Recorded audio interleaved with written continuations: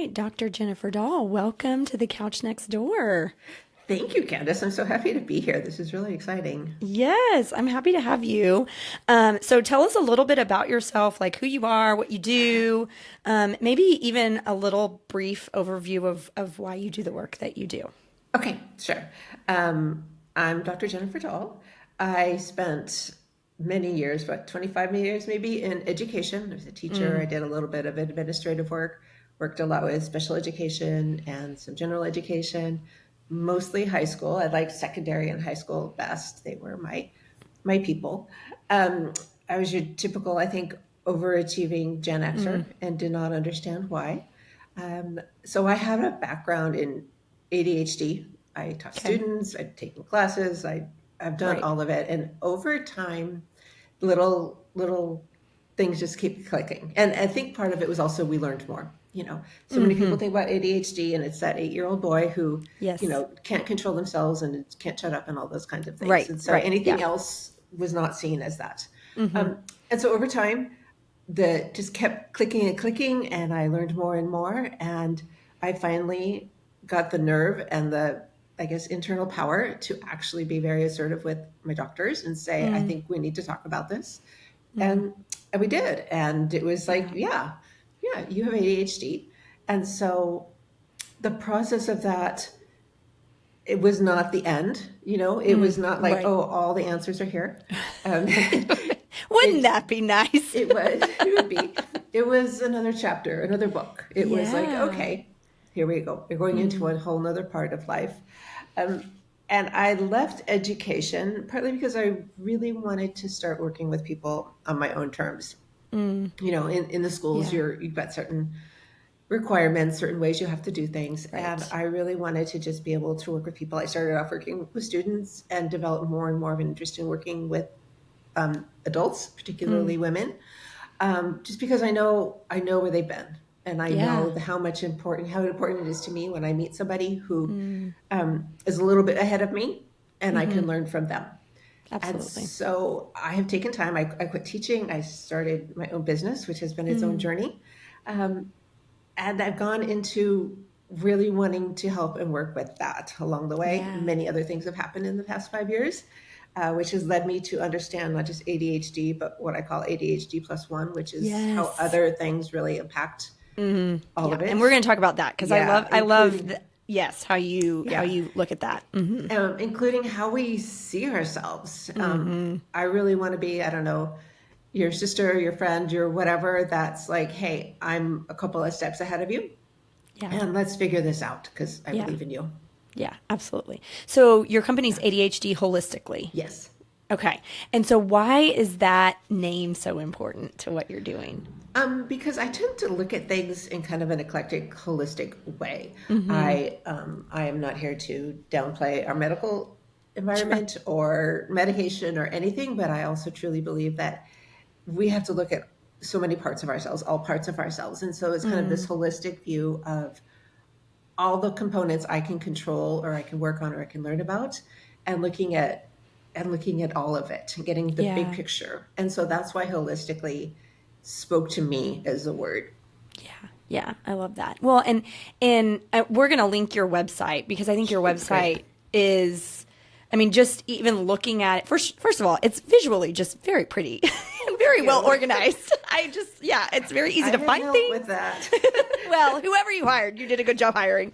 But also, and I don't know. Let's talk really briefly about your card deck that you created. Can we talk about that just real We can quick? certainly talk about that. The Yeah, yeah, ADHD SOS card deck. yes, It was created as yet another way to get information out in a manageable sort of system. So it's a card deck that presents kind of just scenarios that are specific and yet vague. So even if you're like, no, this has not happened to me, you may be able to replace some other words and be like, oh yeah, this isn't happening at work, this is happening at home. And it okay, gives you some suggestions, real quick suggestions, and a little bit more information, and some quick hints. So I mean, it's a card deck, so it's not a yeah, novel. It's right, it's right. down and dirty. It's in areas like work and relationships and organization and emotional regulation. Some of the big ones that really hit us. with Yeah. ADHD. And Yeah. so it's, it's card deck size, so you can carry it in your bag or you can keep it quiet. You can do the tarot card thing where you pull out three Right. and Yeah. play Yeah. those Yeah. games, or you can be, this just happened at work. Let's look through here. Or Yeah. you can pull one out and journal and talk to yourself like, hey, is this something that I do well? Is this something that I really need to work on? Is this something I just can't deal with right now? So let's pull Yeah. another card. Yeah. But it was so much fun. And it's just really been an exciting adventure. And Yeah. I've heard from people who are using them in so many different ways. Even though I sort of made them for adults, I have, contacts in education. And one of them is a school psychologist who works with secondary students who's like, I'm going to start using this because, you Yeah. can pull them out like, so this is what's going on Yeah. in your life. And how does this sound to you? Right. Is there anything you can take out of this? Yeah, so it's like, I mean, I don't want to say a quick fix, but it is something like you can, like you're saying, you pull, and it can, I mean, like you said, it's down and dirty. We don't have to do a whole lot of processing. There's not a whole lot of barriers you have to overcome to access that tool, but it sort of lays things out that will be helpful. They're just little things. Or, like if there's really something that's impacting you, go look in that section. Yeah. So good. And I love how you have it broken down into different parts of somebody's life too, that they can grab from that particular area to be able to get that quick hack. Yeah. Love it. What a fascinating, fantastic idea. It's such an easy tool. Great. And I am actually thinking about making one for teens, preteens, Please just do. changing. Yes. Twist my arm. Yeah. Just enough of a tweak, of a different slant. Right. Yeah. For school, because they're learning so much more. Yes. They're probably, even if they've known for a long time, they have ADHD, chances are the people around them don't know that much about it. And so then they're learning about themselves. And one of the things, this is kind of a tangent, but as I've learned more about ADHD and I've learned things, it's made connections like, oh, that's why this happened, or that's why I do this. Right. And yes. then if you can allow a little more kindness in. Be like, okay, because you're not broken. Yeah. Big difference. Well, and with those younger generations too, like there's a lot more of a parental piece to it, right? And even just, I find myself as a therapist sometimes having to educate the parents on that because I might see certain, indicators that maybe we need to investigate that. But a lot of times, kind of like going back to what you were saying, parents might say, well, but he or she is fine. Like there's no behavioral issues. Her grades are fine. His grades are fine. But there's other parts that I'm noticing in a little bit more of an intimate setting. So even that education piece to kind of broaden the horizon of what ADHD actually is. And it can also be a really good talking point, whether you're a teen or an adult, with your boss or your friends or your partner or whoever. Like, I saw this card and it just went, whoa. So, and I'm having a hard time explaining this to you. But this is something that happened, and this is why, and this is what I'm trying to do. Yeah. Giving words, giving language Yes. to somebody's experience so other people can have a better understanding Definitely. of that. Yeah. Oh, that's great. Yeah. Okay. Well, keep us posted because. So that is available. I would. Okay. Yeah. And I started working on the teen, and then the ADHD. But every time somebody says yes, then I think just do it. just do it. Come on, Okay, just do it. Yeah. All right, Dr. Jennifer. Well, we want to get to know you a little bit better. Okay. So, what's your rant for today? What do you have to rant today about? Well, we've kind of dove into this a little bit. My rant is that I think that we just need to be so much nicer to ourselves. I think we need to accept, whether it's ADHD or your listeners have other things, and we can have many things. We can have a whole slew of things, and learn. Be willing to learn and have that honesty and grace towards ourselves, so that yes, I have ADHD and I do this, and this is part of me, and maybe I can work on it, but maybe you can accept it a little bit better, and maybe we can work on it, and going along with that, really figuring out what you need. What is it that you need, and standing up for yourself and advocating for yourself, and you've had this your whole life, and you've told Yeah. yourself all kinds of stories about it because you've heard other things, and maybe there's parts of your life you need to change or cut out. If somebody is just simply not able to be supportive, Yeah. that's on them, not on you. And just the more you can learn and have grace with yourself, that is what I want people to just Yeah. know, and not changing it all at once. So let's have grace. Let's take a little tiny bit. That's what the card deck is about. The other things I do, I'm really starting to do is ADHD. We want to buy a book and we want to like fix it all tomorrow Yes. or Right. yesterday. Right. And that doesn't work for most people. So far, I have not seen anybody, including myself, that this has worked for. Yeah. So Yeah. I really think the more little things, find something and start there and Yeah. celebrate it. And then remember that little nugget of what you learned, what you did well, how you're making progress. And like you said, we're not broken. Right. You're not broken. You are not a broken person to be fixed. There are Right. things that you can do, kindness that you can extend to yourself, shifts, and I know we'll talk about that, shifts that you can make, just to be able to adjust to how your brain is operating.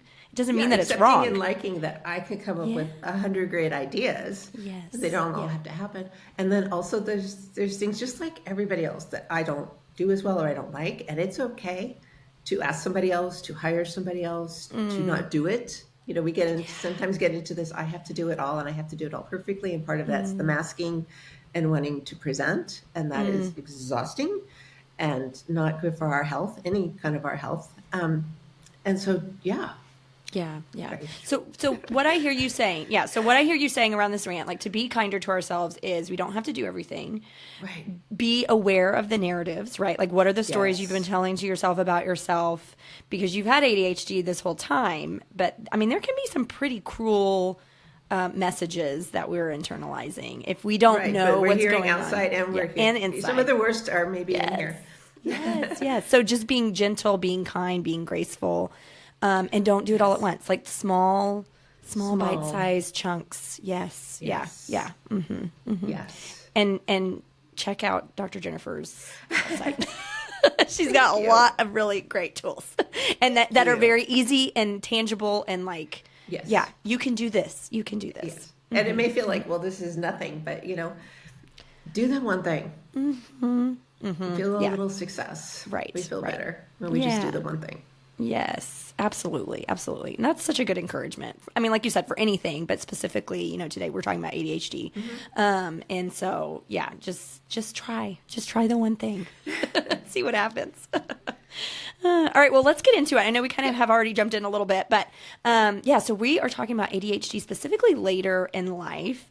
And this has been, as a therapist in practice, has been an interesting sort of trend and pattern that I've started to notice in my clients, specifically women, more in their 40s. They may have, full-time job, maybe a couple of kids, they've got a lot of things going on, and noticing that they're just not keeping up like they once felt like they could and did. And so, just seeing in my clients their exploration of this ADHD diagnosis, which, that was one of the reasons I personally thought that I needed to explore it, because I started to see myself in some of these things that my clients were saying.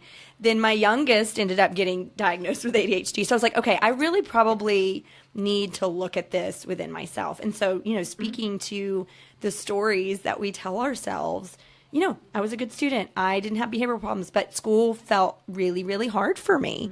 And, being in my 40s now and feeling a little bit more emotionally overwhelmed by some things, I did some digging and investigating, and turns out I do have ADHD, and I've had it all along. Yes. So this topic is very personal to me, but also, again, just seeing how in my profession and the clients that I'm serving, there's just not a lot of information about this in this particular stage of our life. And so that's really a focus, that you've sort of honed in on, is looking at that in the later in life and in women. So as adults, what are some indicators that we need to be aware of, indicators or symptoms to be aware of that might point to an ADHD diagnosis?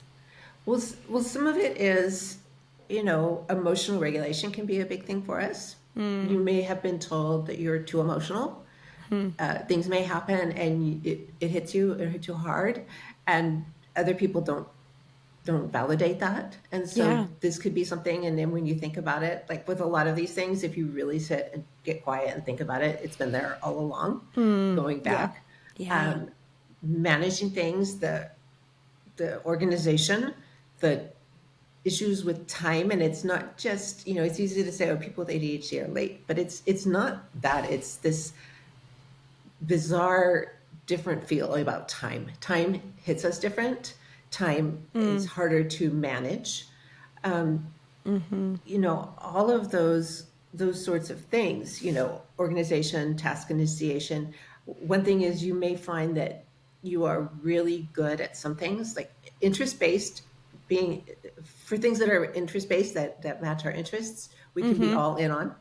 Yeah. And then there's other things that we don't have interest in, that we cannot explain the level to which we are not interested in it. And this, thinking back, this may go back to school. There may have been a subject, and this may have been like, some of us learned how to do school, right? Yes. We learned how to That's do exactly school. what I did. Yes, absolutely. And there were classes that I liked, and there were subjects that I liked, and I could do them, and I could do them at the last minute. I could write essays the last minute and get A's. Okay. But there were some subjects, it wasn't that I wasn't good. Even math, I was good at it, but I didn't really care.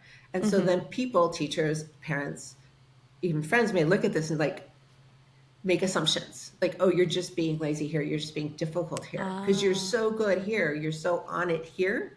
Maybe at work you hold it all together. Just like with our kids, sometimes like at school, they hold it all together and they get home and they fall apart. Right. Because they don't know the rules. It's different. So I would say, looking at things like that, and what I've really started talking about is there's so much information out. Well, there's like quizzes. Okay. Information, we're still getting information. Research lags. Yes. Research.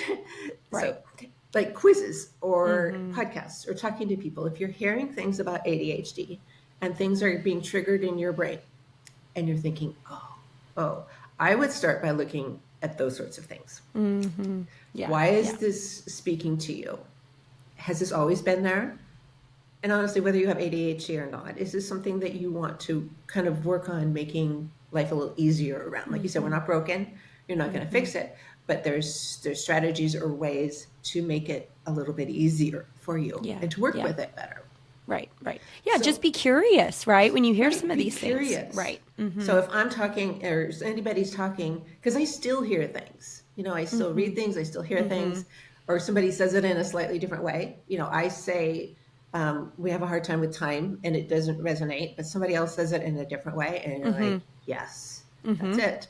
So think about that, because that's a starting point, right? Because what we talked about before, I know we want to fix it all tonight. I know we want to read the book and, have the plan, but where's that starting point? So if you're thinking you might have ADHD, why are you thinking that? And start there.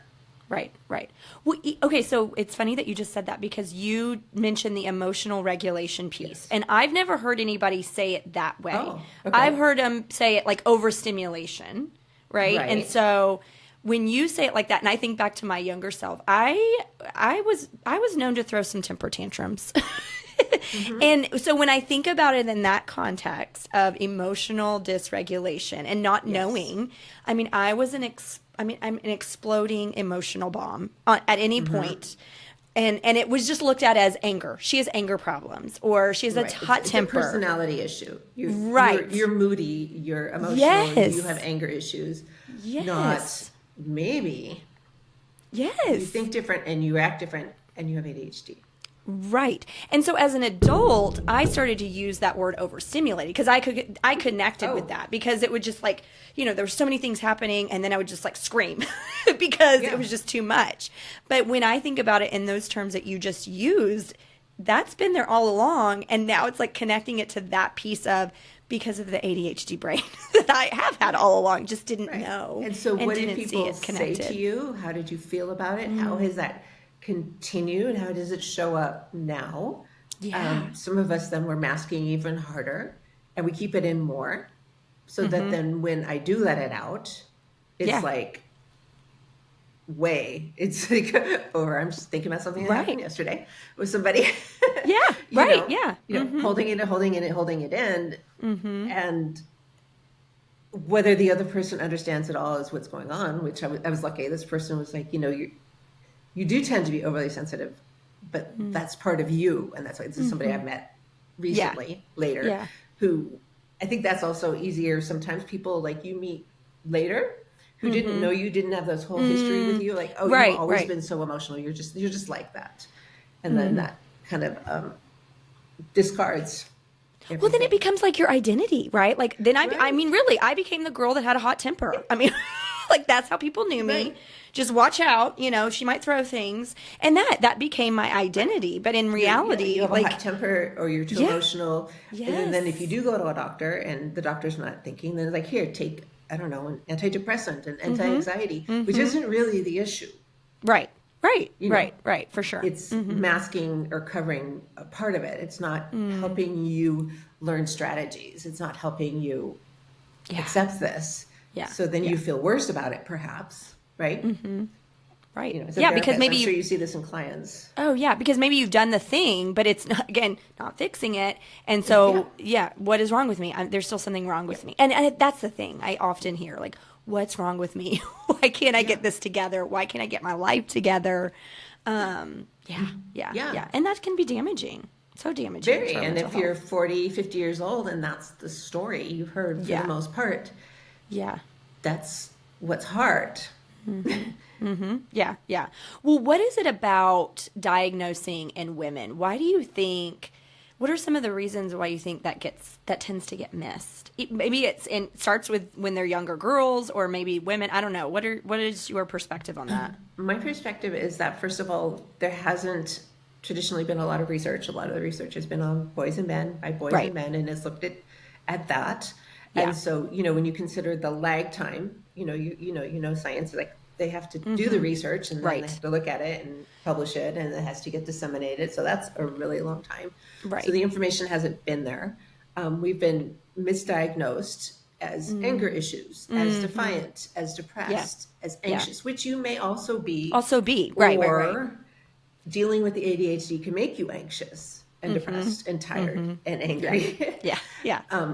So we're not, from a medical standpoint, looking at that, and we tend to look at the medical standpoint, right? So if you don't have people in your life and you don't have access to resources that are kind of encouraging you and helping you dive in and find things, it's just looked at that. And so, if you try to express you're feeling overstimulated and you're shut down as being too emotional, you learn, especially girls, right? Not all girls, but girls and of our age, we've learned to just, you mask it up and you shove it in, and then maybe you self-medicate or you do other things that turn into other riskier behaviors. And again, I'm not saying that everybody does this. Right. But it can happen. Absolutely. Yeah. And but then that's still looked at as something else. You're troubled, you're this or that, not what's at the base of this. And maybe it has to do with the executive dysfunction and the emotional dysregulation from the ADHD in a society that wants you to be like this. Right. And you're never really helped and taught and given the space to but this is a good part of me.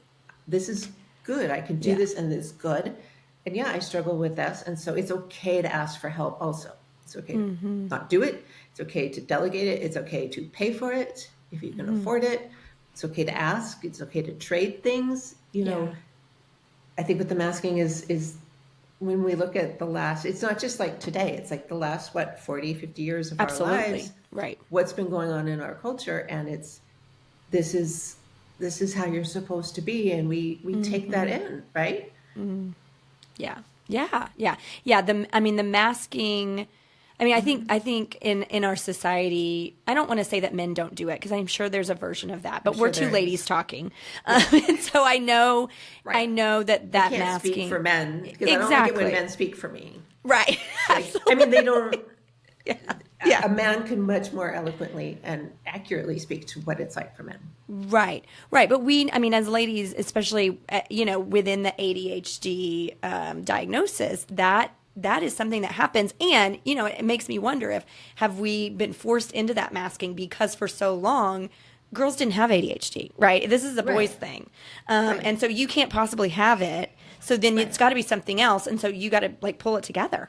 This isn't the right diagnosis You're, for you. You're defiant, you're difficult, you're lazy, especially, you know, I speak for myself, like when you're really good at one thing and then you're not at another. And unless it's like a learning disability, okay, we recognize you have a you have a reading disability or something. Yeah, yeah. Like people don't know what to do with that.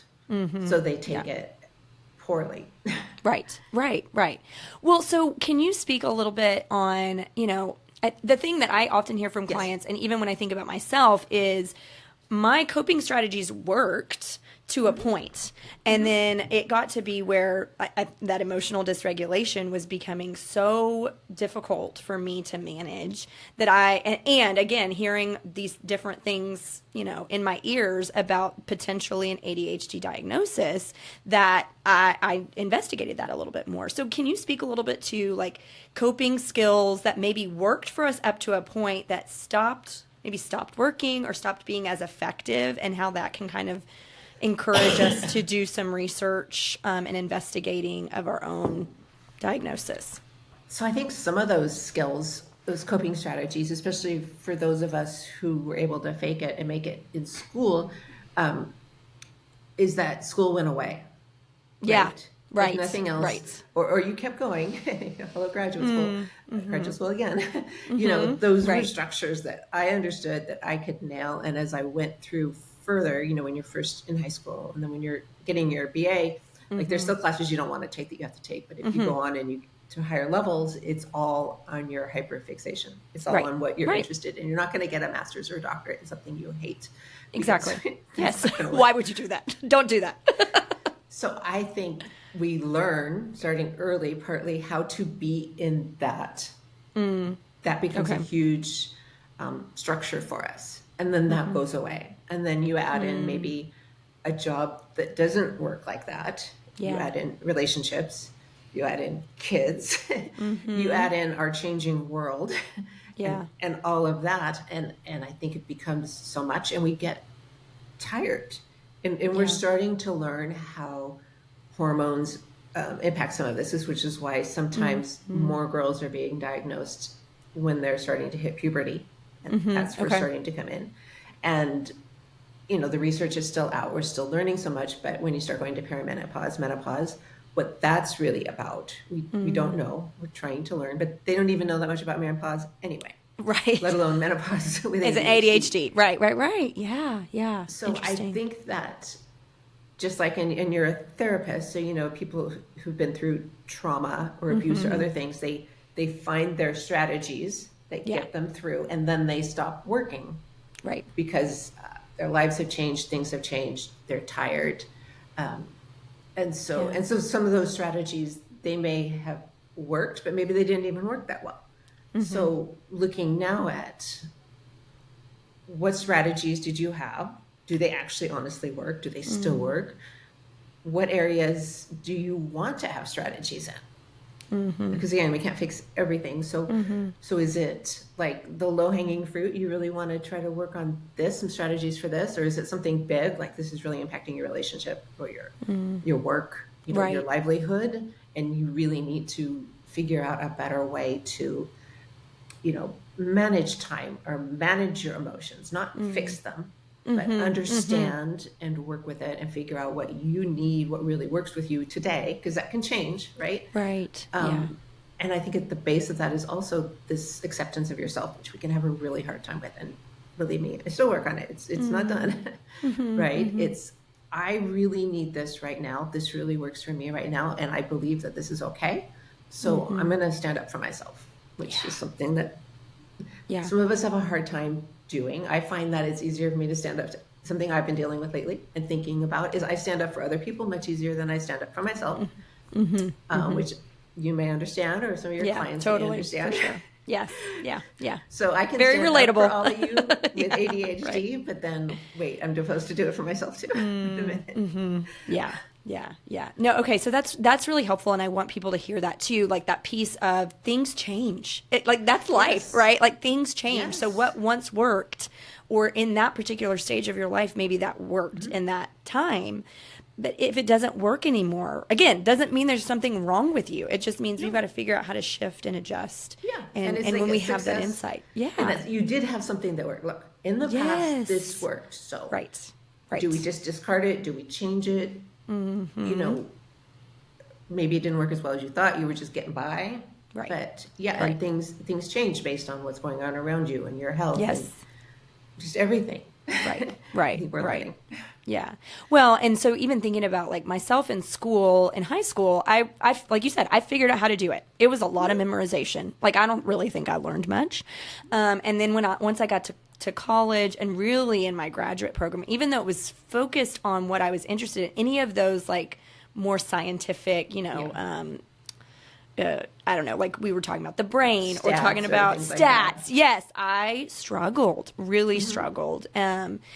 And so I'll never forget when I was talking to my doctor about a potential ADHD diagnosis, like we were talking about what school looked like for me.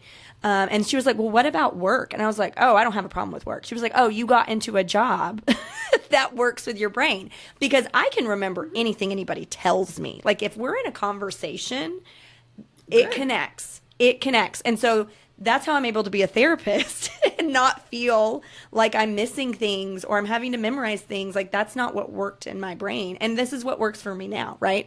But even thinking about what you're saying, there could be changes, right? That may change at some point in my life and that's okay.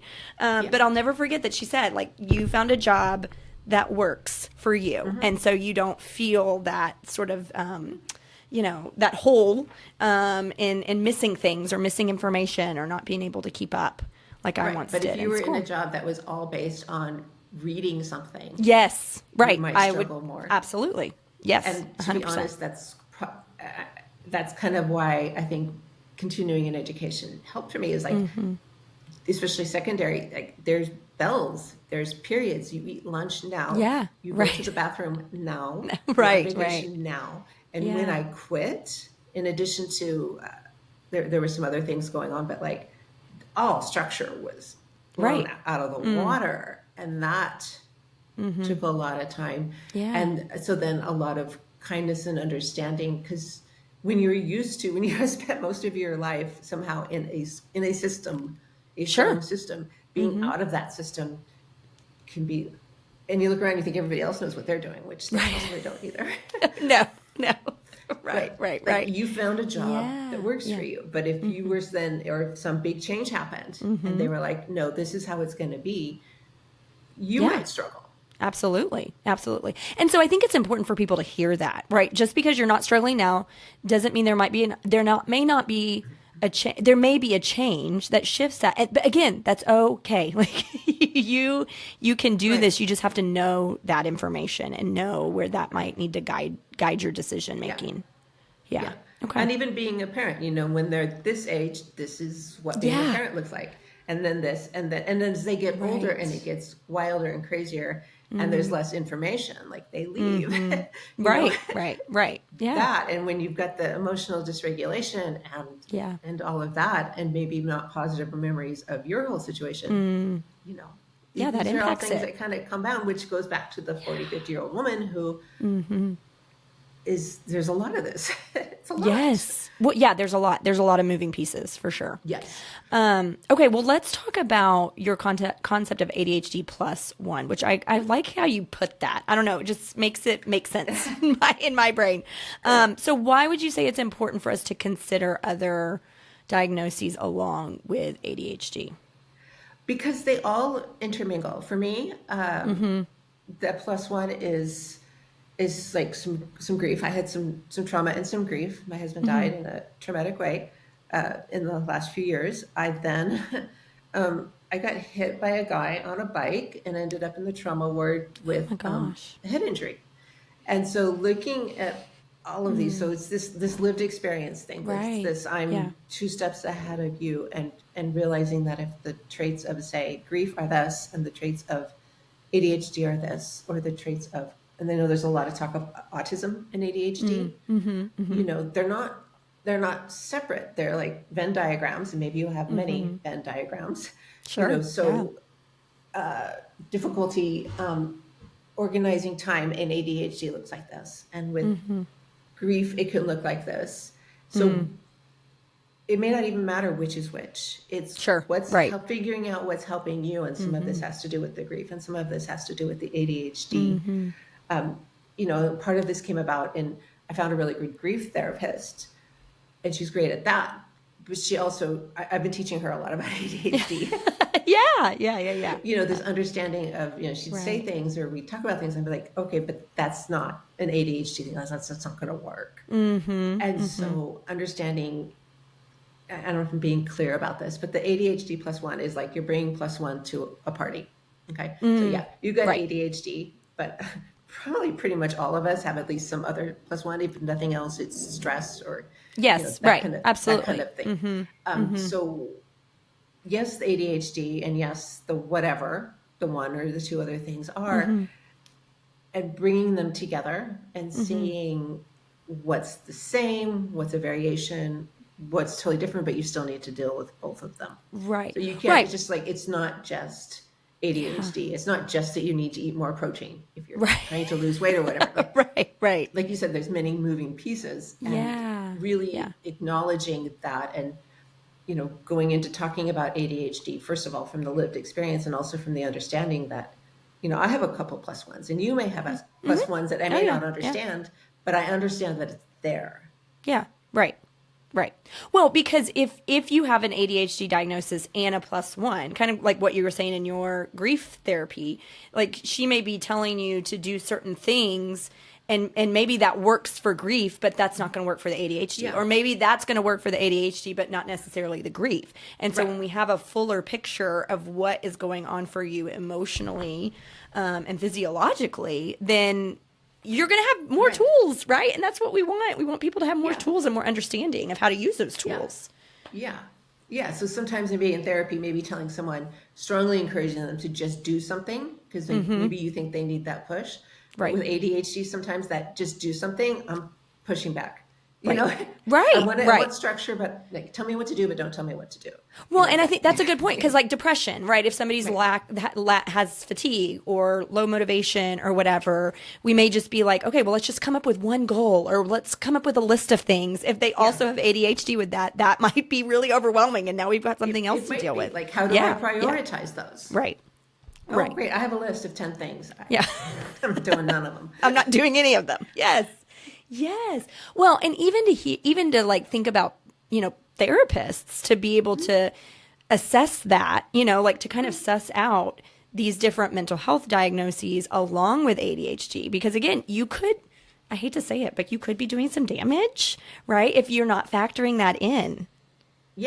Yeah, at a time when whatever is the most prominent, if ADHD is the most prominent, if the grief, if the depression is the most prominent, and you're not allowing for that space, that we need to take this into a little bit more consideration to get it more into homeostasis, okay, right now the grief is really, really hitting you, or the ADHD is really hitting you.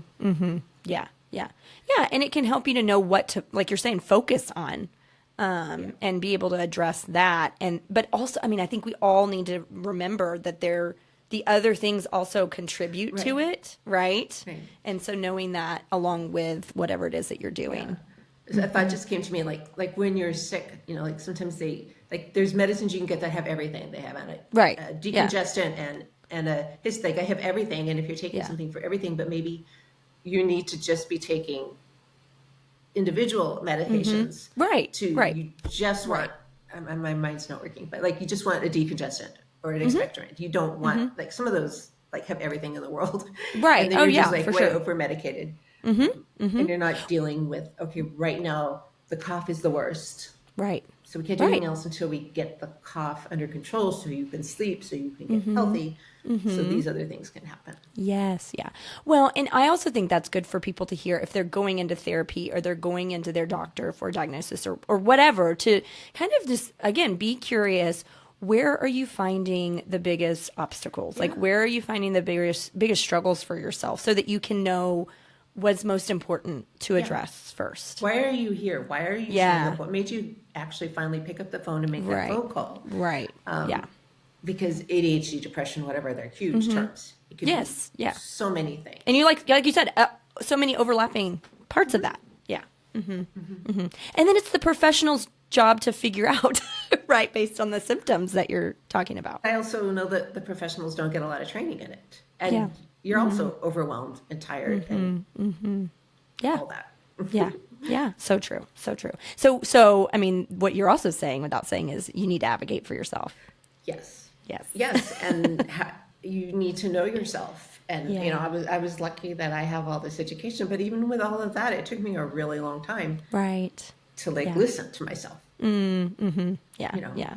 Because people would say, "Oh no, you can't possibly. You have a master's, you have a doctorate.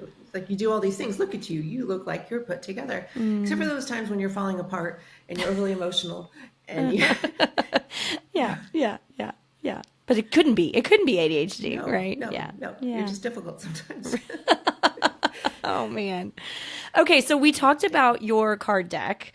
Can you share a little bit of some easy hacks that people might, kind of be able to hear today? And let's talk so this may be a little bit of a two-parter about the subtle shift that you talk about. Along with those hacks, and kind of introduce listeners to this concept of the subtle shift. So the subtle, I'm told I have to slow down when I say this. The subtle shift kind of goes along with those ideas of just hacks, small steps, little micro things. So if we try to go in and I'm going to do everything to change my organization policy, right?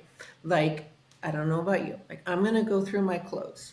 And I know there are those systems that talk about pulling everything out of your closet and going through it piece by piece. What I can tell you is that everything's going to be on my floor for the next 3 months because I'm going to start it and get distracted. And overwhelmed. And I don't want to do it anymore. Yeah. So that's not going to help. Okay, now I have lost my train of thought. Subtle shift. Welcome to ADHD. Yeah, Subtle I know. Shift. Hey, we're in this together. Okay, thank you. I have the paper. That's what's helping me. Yes. So making just little tiny changes, like I talked about it. Is it a low-hanging fruit? Is it something that's really seriously impacting your life that you need to start changing? But even if it's at work or your relationship, you can't change it all. You something really subtle, something small where you feel like you can handle this. It's easier. And then you can feel some success. You can see, okay, I did this and it worked. Or I did this and it didn't work, so we try something else. Because that's another kind of idea I've been playing with is experiments, couching things as experiments so it doesn't feel so heavy. So the subtle shift is finding little things that work now to move me a little bit forward in this one area. Okay. And if it's looking more at yourself, a lot of times it has to do with some of the basic questions. Do I need to eat? Do I need to drink water? Do I need to go outside and move my body? Do I need to rest? And those sound really overly simple at times, but you may find that in particular one of them really helps. Maybe having certain snacks, maybe taking kind of like these meditative naps I've been doing where I realize that in the afternoon, because this is part of me learning how not to be in a certain structure from a system. It's okay sometimes to just I just go lay down somewhere and I listen to like some sort of either meditative music or something like that. I set a timer so I'm not out on the couch all day.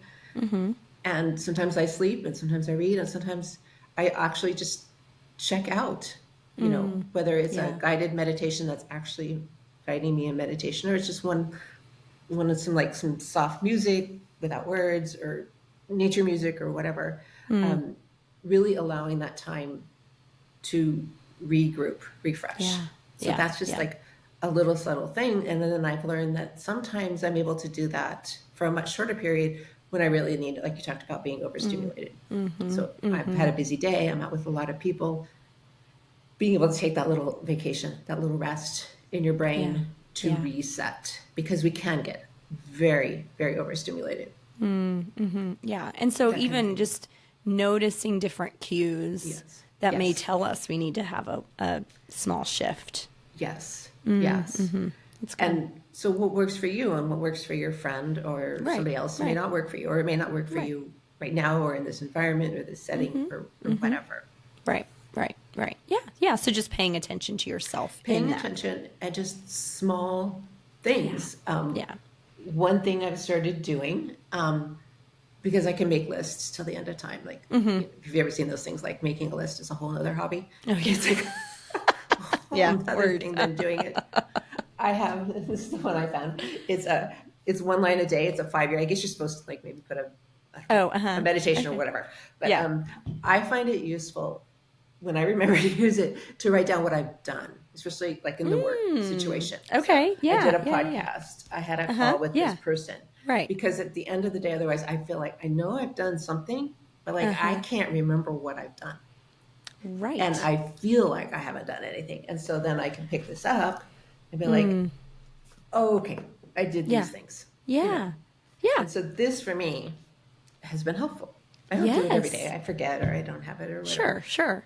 Yeah. But you know, especially where it's like, I worked on this and I did do something. Yeah. So instead of making a list of to-dos, this is what I have done. But but this is an intentional practice of reminding yourself of what you did do. Yeah. I was on a podcast with Candace. Okay. I did this. Right. You know. I love that. That's really good. I did something. Yeah. Okay. Super tangible shift. Yeah, absolutely. Okay. If someone's listening and they're resonating with some things that we're talking about, a lot of things that we're talking about, what would your encouragement be? And what would you say their first step would be? Like what first step would you recommend?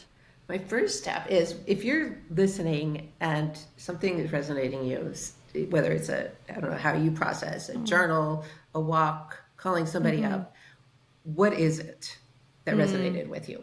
What did we just talk about that just set like light bulbs or fireworks off in your brain? And then spend some real time thinking about, were these positive reactions? Were these negative? Were they both? It was probably both.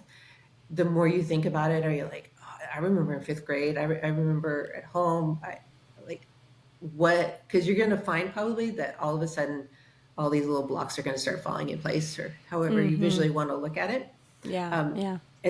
And starting there, and what is this telling you? And is this helping you understand things? And is whatever we're talking about, this could be something that you feel like you've got under control. Great. Sure. Congratulate yourself. Right. That's perfect. Yeah. But what are the other areas? Not try to take, you can take one of those online tests, but if you score on a bunch of them, you're not going to fix them all right now. So what is resonating with you, and doing some real thinking about it and what you've done, what helps. And then, I offer short fixes,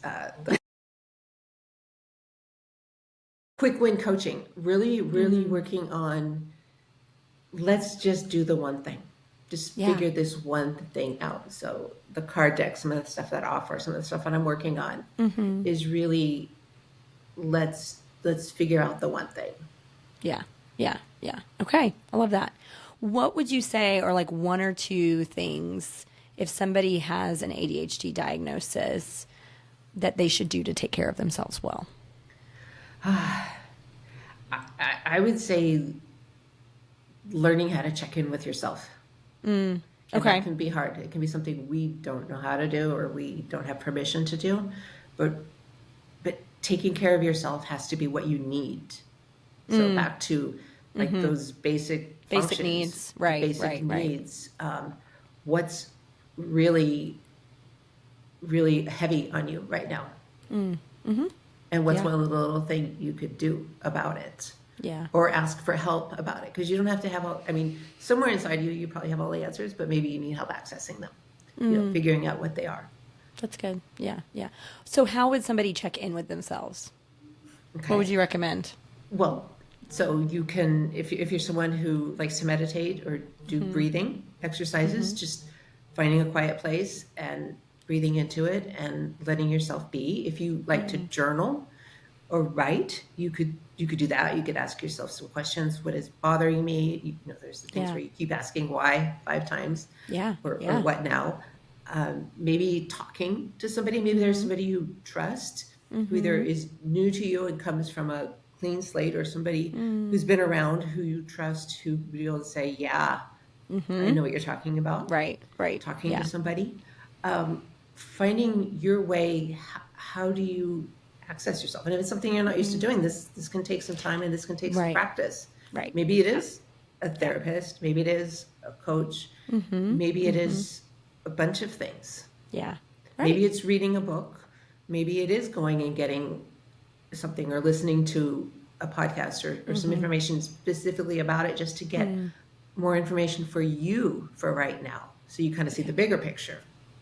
Yeah. Just take. Kind of give yourself space to explore that. Yeah.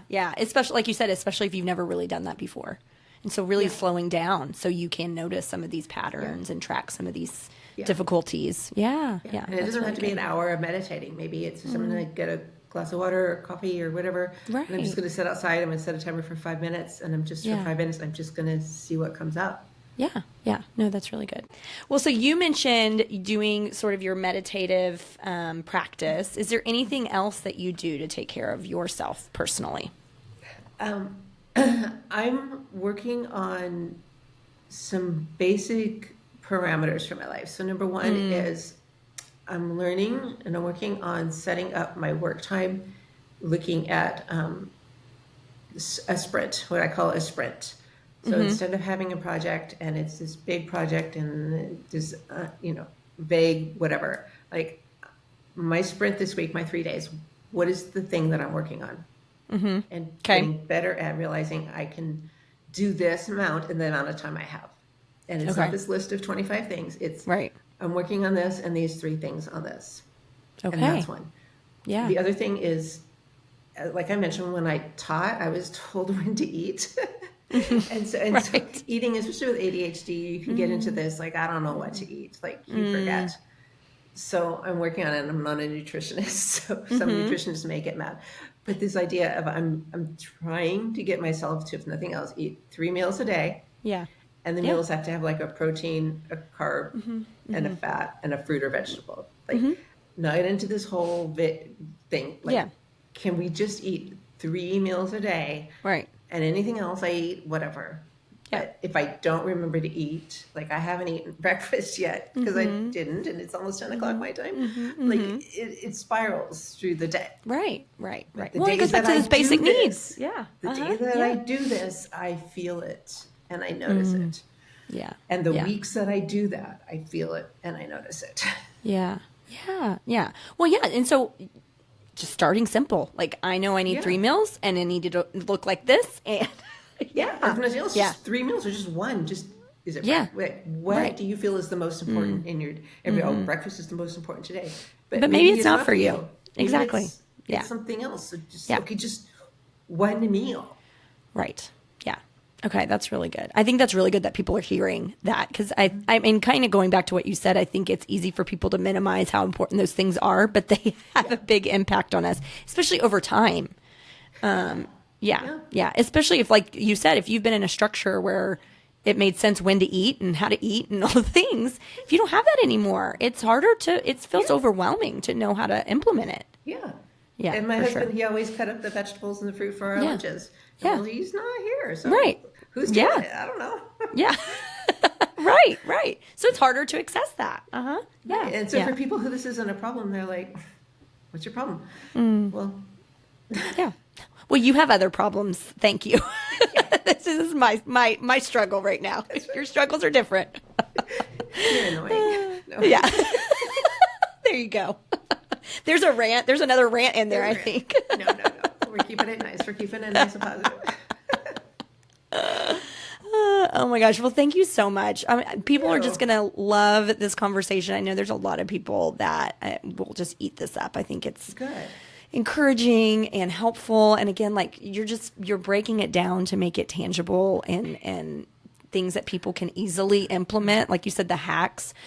So how can we find you if somebody's interested in even working with you? Like, how can they do that? In what capacity can they do that with you? So I'm on Instagram, ADHD.holistically. Go to my website, ADHDholistically.com, and sign up, and you'll get some 30 quick and easy hacks for free and some information about the Yes. quick win coaching. It also has the information about the card deck and some of the places I'm starting to go. I'm trying to get out in the community a little bit more and do things. Okay. And then as I put more things out there and just newsletters and blogs and just little bits of information, and then there's also a way like if there's something that I can help design for you or for your business or for whatever. I mean, I have ADHD. I'm open to anything. Yeah. That's right. That's right.